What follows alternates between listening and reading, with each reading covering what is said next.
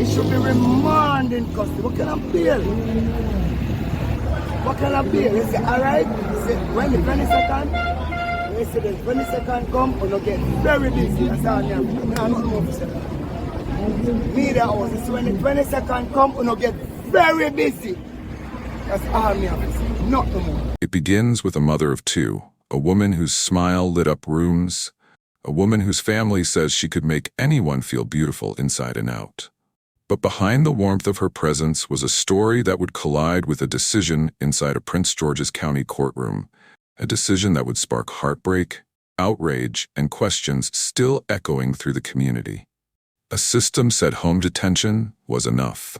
Just 4 days later, the call no family ever wants to get came through.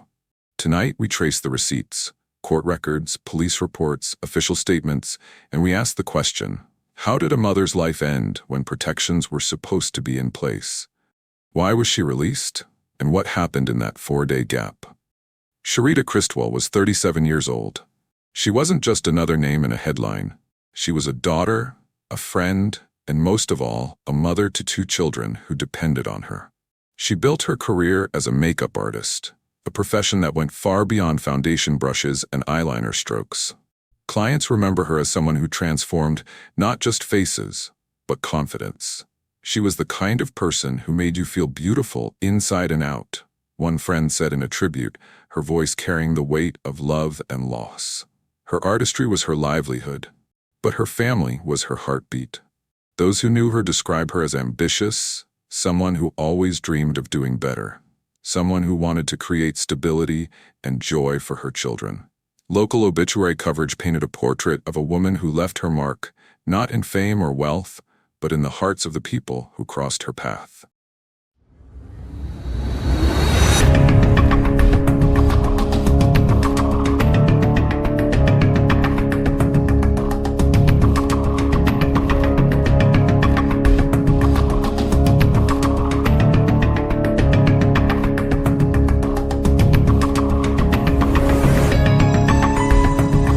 But then came June 16, 2025.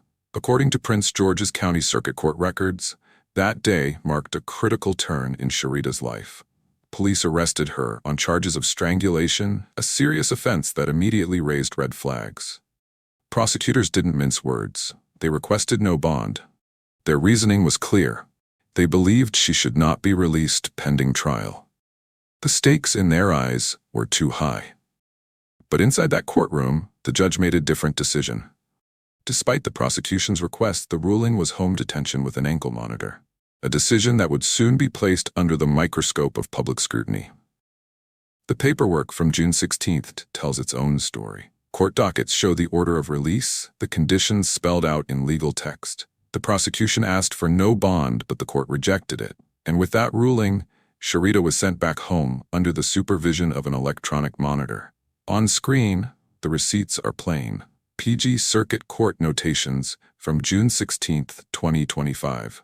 And so the tension builds with a question that still lingers today. Why was the prosecutor's request denied? When you trace the calendar from that day, the gap is unmistakable. June 16, released to home detention. July 5, the incident.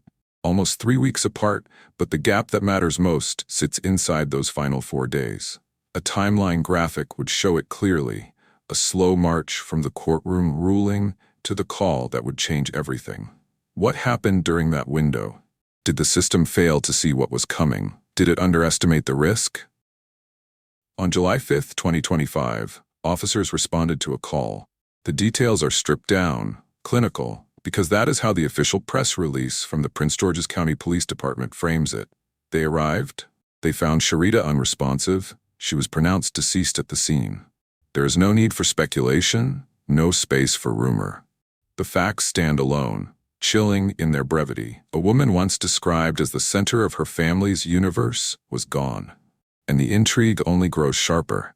How did this happen under home detention? Just 2 days later, on July 7, 2025, authorities made their move. A suspect was arrested and charged with first-degree murder, second-degree murder, and related counts. The charges were swift and sweeping.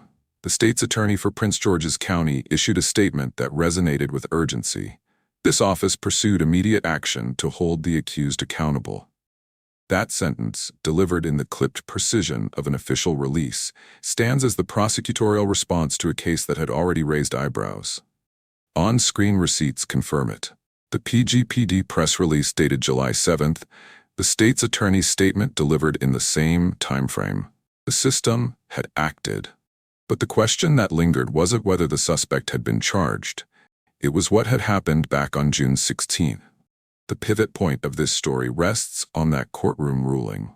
The prosecutor had stood before the judge, asked for no bond, and outlined the risks. The judge, weighing the request, instead ruled for release with conditions. On paper, it looked like accountability, ankle monitor, restricted movement. In reality, it became the hinge between life and death. A split-screen visual makes it plain. On one side, the prosecutor's request, stamped into the record. On the other, the judge's ruling, equally official, equally undeniable. The tension grows from this contrast. Did the system underestimate the danger? Did it gamble with the stakes of a woman's life?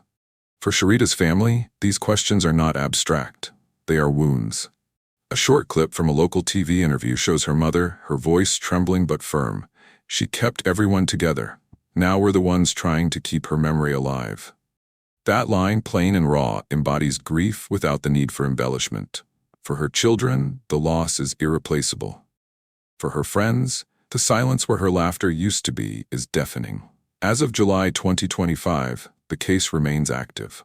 The suspect is in custody, awaiting trial in the Prince George's County Circuit Court. The charges stand: murder and related counts. The official record makes clear that the process has not yet reached its conclusion. And so, with careful neutrality, the narrative reminds us, the case is ongoing, and all defendants are presumed innocent until proven guilty in a court of law. The docket itself, stamped with July 2025, is the receipt. But what cannot be stamped out is the grief. Nor can the questions be silenced. What value do we place on risk assessments? How does a decision in a single courtroom reverberate into the lives of children, parents, and entire communities? Was the system meant to protect, or did it create the conditions that made tragedy possible? And yet, even amid the questions, there is a responsibility to end with purpose. On screen, the PGPD Crime Solvers tip line appears: 1-866-411-TIPS, case NAR 25-066566.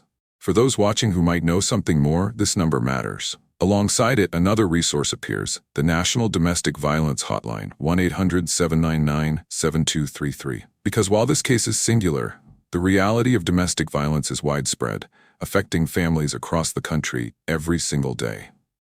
And then a final dedication card.